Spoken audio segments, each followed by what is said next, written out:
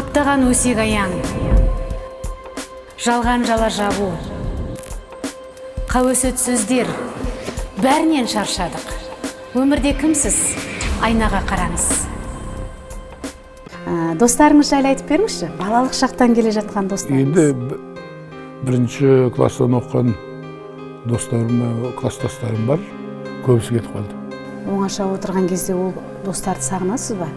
Есіңе түседі ғой. Дос деген енді қалай түсіну қиын ғой там. Дос деген адам бауырдан жақын болып кету керек. Соның бірі біздің Мақпал апайымыз. Ол кісімен енді мен талай жыл таныспын. Енді шынымен ақ ол кісі маған дос болып кетті. Кейбір айтады ғой, ой, ер адаммен дос бола ма деп. Ешоғалай дос болады.